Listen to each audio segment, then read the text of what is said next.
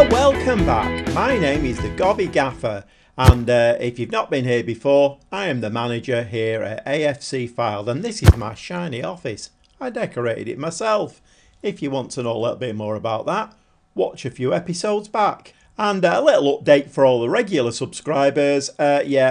Still no new job incoming. Didn't get any of the jobs I applied for. I've applied for 4 more since. Not even getting any interviews. I don't know. Comment down below. I'm obviously doing something wrong. Any help will be greatly appreciated.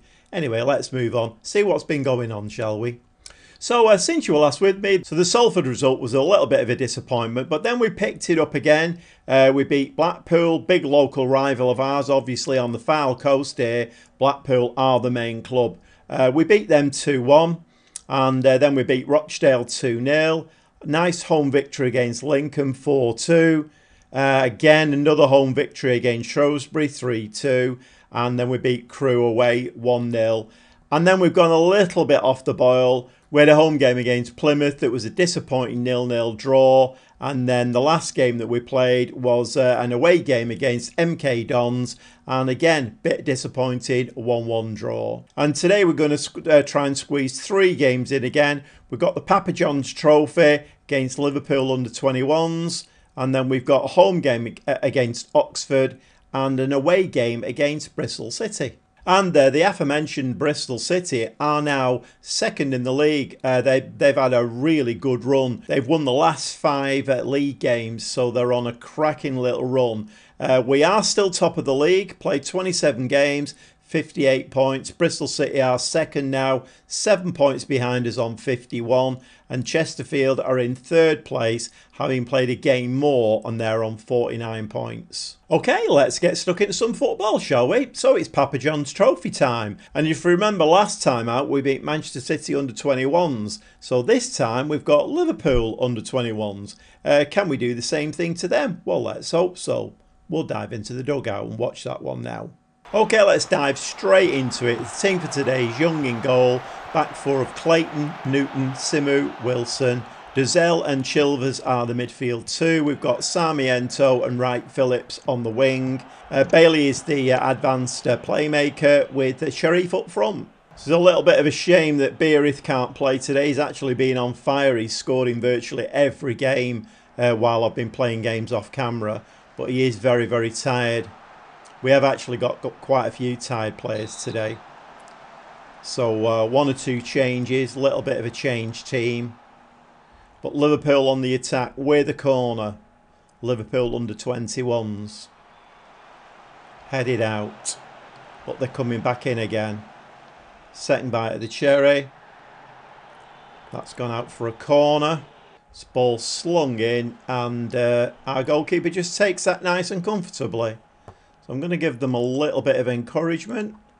Just feeling our way into the game. We've not started particularly well, I have to say. Got Sharif up front today, who, to be fair, when he's played, has been performing quite well. Ball out to this right-hand side. Wright Phillips today is playing instead of Diallo. But Liverpool have nicked that ball. We've not settled well into this game at all. And that's Liverpool player has just... we've just left him on his own, basically. So we're 1-0 down. So the 2 previous games to this, we've drawn them both. Looked a little bit lacklustre. Maybe a little bit of tiredness in there, I'm not quite sure. That should have been in the back of the net. Not quite sure how that didn't go between the 2 white sticks. Dozell with a free kick. And that header goes wide. So bobbing on to half time now. We're 1-0 down. And we need a little bit of a spark from somewhere, I think. I'm going to say, what was that? Get your act together. That was pretty shocking.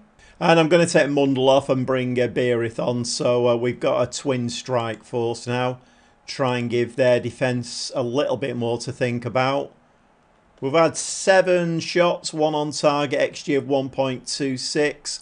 To be fair, we have actually had the better of the game. We've had more possession than they've had. But obviously, it's all about scoring goals. And at this moment in time, that's not happening. And we've just given the ball away. Another ball over the top that's headed straight to a Liverpool player. And this kid here is absolutely on fire. Second goal of the game. Looks like we're going at the Papa John's now, unless something fairly dramatic happens.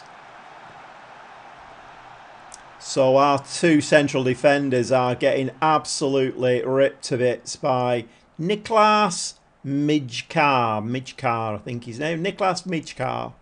Yeah, he's absolutely tearing us to bits. Another little change, but I think this game's gone now. I think you kind of know, don't you, when you're not going to get back into a game. But Ferdinand's come on the left wing. Let's see if we can at least nick a goal back. Make it not quite as embarrassing. I mean, it's a strange one. We beat Manchester City under-21s relatively easy, if I'm honest. But we're not doing it against Liverpool. And Beirith does score a goal for us. So Micah Beirith just come on and he gets us back to 2-1. Can we get that all-important second goal to draw us level? We have got highlight, but it's Liverpool with the ball. That ball's over the top again. And the shot this time from Heskin, I think it was. And that was safely taken by our keeper. So we've got one last attack here. Sharif Beirith has lost the ball. We've got a free kick. Who's going to take this? Chilvers. It's a long way out. And he's played it into for somebody to have a do with that, but it was easily taken by the and full time. So we're out of the Papa John's trophy. So we're in a little bit of a dip at the moment. That's 2 draws and a defeat now. That winning run that we had going has now come to an end. And we do need to get ourselves out of this, because otherwise we could see that lead at the top of the division. So now let's move on to the next game, which is a home game against Oxford, and see if we can turn this little bit of a dip. Let's turn it around and get the 3 points in the bag and stay on top of the division. We have some breaking news. Okay, so I've been offered a job. Where are you saying? It's in Holland. Now, my view on this is that if it's my CV that's causing a problem, one of the things that comes up regularly is that I've not been able to take a team away from relegation. This team are in the relegation area. And another thing that comes up is that, particularly for the foreign jobs I've applied for, that I've never managed abroad. This would give me the opportunity to do that. So let's have a look who it is. And the job offer is from SC Cambuur in the Eredivisie. So, you know, in there with the likes of Ajax, PSV. So if we're looking at this from a realistic point of view, I'm on 1,900 a week at the moment. They're offering me 5,500 a week. That's nearly 3 times my wages. So Fylde are a 2-star club. SC Cambuur are a 3-star club. Their ground holds 15,000. Ours holds 6 at the moment. League position at this moment in time is not great. They're 14th. They've only got 18 points. They're only 2 points off the drop zone. And if we look at the reputation of the leagues, they're actually 6th. So obviously the Premier League is first. The Spanish First Division is 2nd. And the Eredivisie is a 3.5 star. So they're ranked 6th. So they're offering a transfer budget of 4.6 million and a wage budget of 110,000. My only kind of slight concern about it is this: the end of the current season, obviously avoid relegation. I mean, that's fair dues. But then there's no ambition. It's just continue to avoid relegation from the Eredivisie.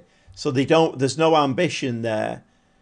Now, can I take my ambition into that club and make them into a fighting force in that league?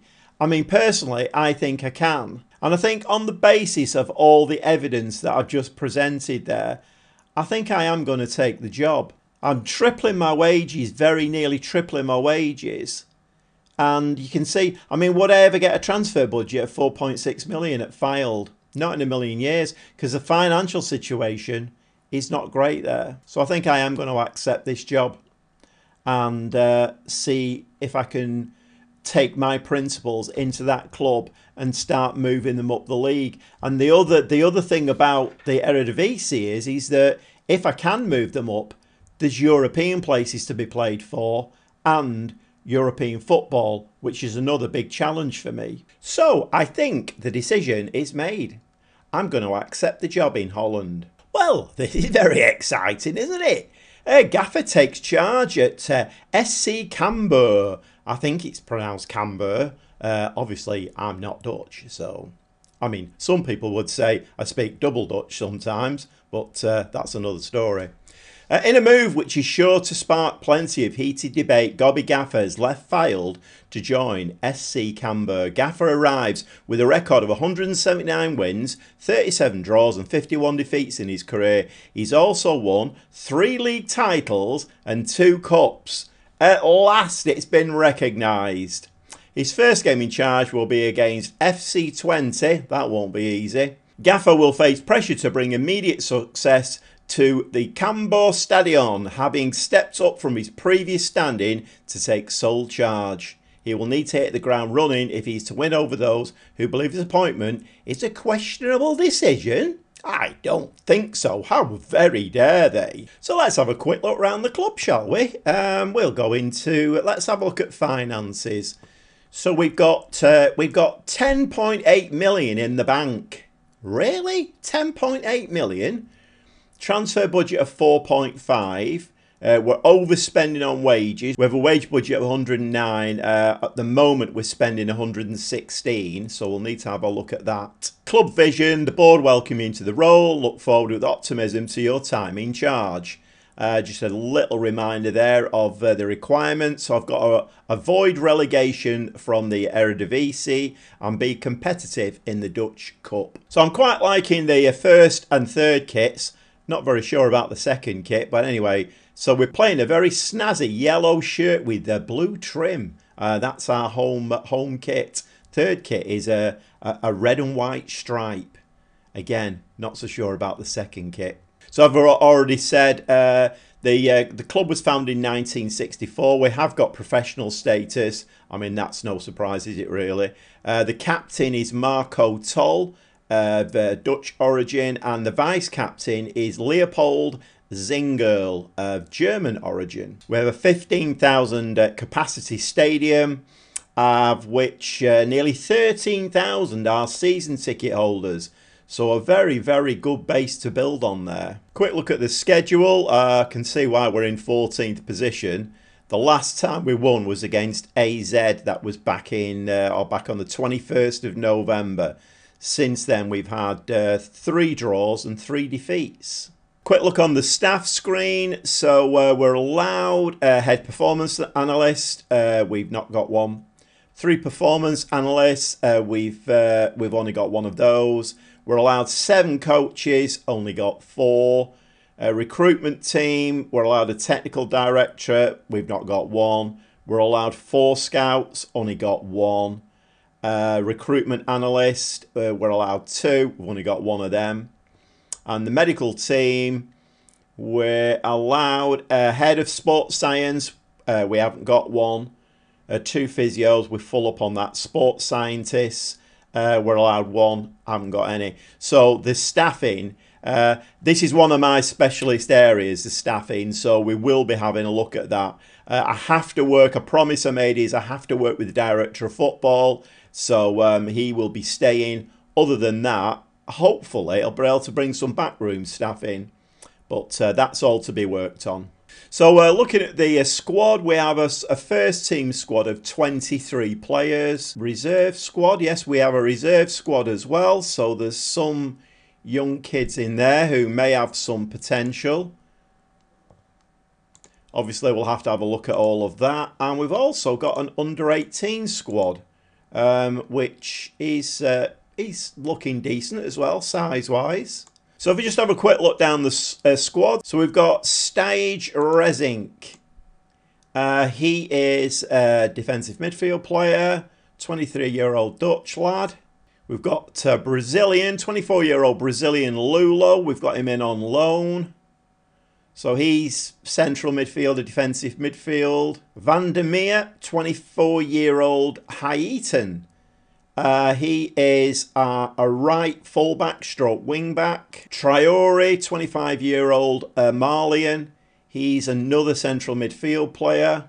Simon Aster, 25-year-old German, another right wingback. Anthony Masaba, 26-year-old Dutch, right winger. He is right-footed, so he would be a winger on that right-hand side, but he can play on the left. 26-year-old Nigerian, Arokadare. He's a target forward, 6'6", heading of 14, jumping reach of 18. He's played 11 times and with an average rating of 6.6. He doesn't look like he scores many goals. Doesn't really look like he's been playing, to be honest. Chardy Landu, 26-year-old Dutch lad. He is either-footed and can play as an inverted winger on both sides. Evert Linthorst, 26-year-old Dutch lad, central midfield player. He's down as a ball-winning midfield player.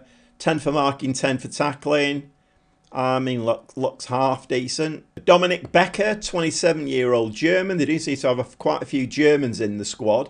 27-year-old German, and he is a right full-back stroke wing-back. So they seem to have plenty of players on the right, not so much on the left-hand side. And here we go with the first left-hand-sided defensive player. It's a 27-year-old Adama Fafana and Burkinabe. Okay, answers on a postcard. Again, he looks reasonable. I mean, obviously all of this is going to have to be trialed. So, Afiz Aramu, 27-year-old Nigerian. Again, defensive midfielder, central midfielder. He looks more like a defensive midfielder, 12 for marking, 12 for tackling. The first centre-back in the squad, 27-year-old Moroccan, Ismail Aniba. So he's 6'1". Again, looks okay, right-footed. And then another central defender, again right-footed, 20-year-old Dutch lad, Marco Tol. He's the captain, I think. Is he the captain? So he's 6'2", heading of 12, jumping reach of 13. 4-star player, important player in his prime years, so we will be using Marco Tol. 28-year-old Latvian Roberts Uldrikis. So he's a striker. Again, let's have a look. Has he been playing? Not really. His stats are not that amazing. So I don't think we've found our regular striker yet. J. Roy Grot. 28-year-old Dutch lad again, so he's another striker.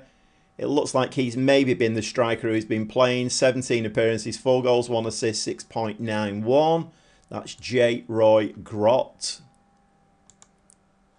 Killian Jacob. Here we go. So this is another left-sided fullback, wingback. Again, 28-year-old German. Jamie Jacobs. He looks like the playmaker in the team. He's made 16 appearances, 2 goals, 6.80.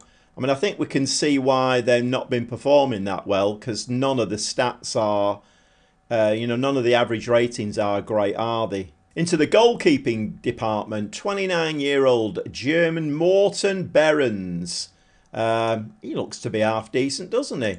What's he been doing? Oh, he's not been playing. Okay, he played a bit last season. So we must have another goalkeeper then. And a 30-year-old German called Sir Lord Conte. I do have to call him Sir? Okay. Okay, he's Sir Lord Conte. He's a left inverted winger, right-footed. So again, could be of some use on a winger system, which it looks like it's pointing towards. 30-year-old Uruguayan Matthias Suarez. So we're a bit overloaded with right-sided full-back stroke wing-backs, but he looks half decent. Has he been playing? 10 appearances, 1 goal, 2 assists, 6.91. It's probably the highest rating we've seen up to now. Choi Young-rock, a 31-year-old South Korean. Again, another inverted winger, left-footed playing on the right, but he can play across, right across, advanced playmaker. He can play on the left wing. but he's 31, so not quite sure about that one. And lastly, 32-year-old German, again in gold, Leopold Zingerl. So I'm guessing, is he the regular keeper? Yes, he is. 17 appearances, 20 conceded, 4 clean sheets, 1 player of the match, 6.65. So with that, having had a look at the squad and what players we've got, I think we're going to settle on this kind of formation. This is very basic, obviously. I've just done a quick pick, dropped some players in there. It will need a good look at to see whether we've got the right players in the right positions. I need to sort out all of my playing style attributes. But I think that's probably what we're going to play to begin with. We have wingers, we have DMs. I think this is what we're going to play with to initially. So just looking back at the squad again, we have got 4 million transfer budget, but we are overspending on the wages, so some of that might have to be transferred. Other than that, we've got some value in players. So Simon Astor is worth between 2.4 and 3.7 million. He's on £5,000 a week. Aroka Dare, he is on 6,250 a week. He's valued at between 7 and 9.2 million. Marco Toll is on 2,700 a week. He's valued at between 6.2 and 7 million. J. Roy Grott is valued at 1.6 to 4.6 million. He's on 7,000 a week. So if we wanted to release some wage budget and some transfer budget, let's just have a quick look at what retained value we've got. 70% of transfer revenue is made available. Not ideal. Would have been better if it had been 100%. Jamie Jacobs is on 4,400 a week. He's worth between 2.4 and 3.6 million. And we've also got Suarez, who is a 30-year-old on £5,500 a week, and is worth between 3.8 and 5.6 million. So just having a quick look at the Eredivisie rules. I'm going to just run through this very quickly. If I miss anything, I can come back to it at a later date. So there's 18 teams and there's 34 matches. So teams play each other twice. Okay, well, that's fairly standard, isn't it? Substitutes, we have 5 subs from 12, a maximum of 3 stoppages. Some quite healthy prize money there. So if you win the league, you get 7.34 million. But to be honest, even down to 6th and 7th place, you're still getting about 6 million. So it's worth, in fact, even last place gets 3.24 million. So the important thing for us at the moment, just looking on the realistic side, is the relegation system here. And the bottom 2 teams are relegated. So we need to stay away from those bottom 2 places. And we are in a transfer window as well. So Friday the 1st of January to Monday the 1st of February. We're on the 9th of January at the moment. So we are well within a transfer window. So maybe some business to be done there. We'll have to see. I'm not quite sure on the rules regarding player registration. It just says loan rules. Maximum of 6 foreign-based players over the age of 22 allowed on loan at a time. And a maximum of 6 players over the age of 22 allowed out on loan to a foreign club at any time. But it doesn't say anything about numbers. I mean, I'm guessing Europe will be fairly standard. I'm not so sure about the domestic league, whether or not we're allowed to, sign plenty of players from, well, let's say, for instance, England. I'm not sure about that. It doesn't say anything in there, but I'll have to learn about that, obviously. Well, we've had a little look round the club, and there's a lot of head scratching, and I've got a lot of work to do now. I need to have a really good sit down, have a look at the squad, see what tactic we're going to play, what all the instructions are that I'm going to give them out on the pitch. And that's going to take me a little bit of time to do. But before all of that, I have a lot of packing to do. And with my newfound wealth, I think I'm going to go out on a bit of a spending spree. Did I tell you? I've gone from 1,900 a week wages to 5,500 a week. We're in the money. So, yeah, I'm going to go on a bit of a shopping. I might actually go out and buy myself a car and drive myself over. You know, right-hand drive car, driving in Holland. At least I'm kind of halfway there, aren't I, between driving on the wrong side of the road. The wrong side of the road, you can't say that. Driving on the wrong side of the road, but in a right-hand drive car. At least there'll be a little bit of familiarity there. Anyway, we're going to come back very shortly. I'll have done a lot of head scratching. You might see some new players in. You might not. We're going to have a game coming up quite quickly now. Remember, I've taken them over in January, so there's no pre-season. I'm straight into a league game. It's not ideal, but hopefully we can do a little bit of consolidation here, and this season at least keep them away from that relegation area, and then through the summer we can then start having a really good look and see where we need to strengthen, and let's try and build. And let's see if we can move SC Canberra up that league. Maybe even next season, maybe even try and get into some European places. I think it's a little bit optimistic for this season, but you never know. Football is a strange game, isn't it? Very strange game. So anyway, I'm going to go away. I'm going to do all of that stuff. And the next time you see me, I'll be in Holland, managing SC Canberra, and we finally have a new job. We will be keeping an eye on AFC File though, because I kind of hold them quite dear to my heart, been there quite a while, and know the players inside out, so we will be keeping an eye on AFC File. I think I've set them up quite well for the future. Hopefully they will get promoted into the Championship. But that's entirely up to the new manager who comes in, whether he can hold on to the good players, the good young players like Mundell and Ferdinand. I mean, you know, there's a good squad building there. There's another lad as well that you didn't see much of, Ramari Ford. He's out on loan at the moment, but he's a 3-star with potential to be 5. A right winger, stroke inverted winger. So he's another one to look out. And I can't maybe discount going back in for 1 or 2 players. You never know. I'll have to get my scouts doing a little bit. Well, when I say scouts, it's scout. I've only got one. So I'll have to get my scout out there working hard and doing a little bit of work for me, you know, assessing the filed players, see if any of them are good enough to come here. But anyway, that's all in the future. So stay tuned. SC Canberra, we're in Holland. Come back for the next episode. It's a very exciting next step for me, the Gobby Gaffer.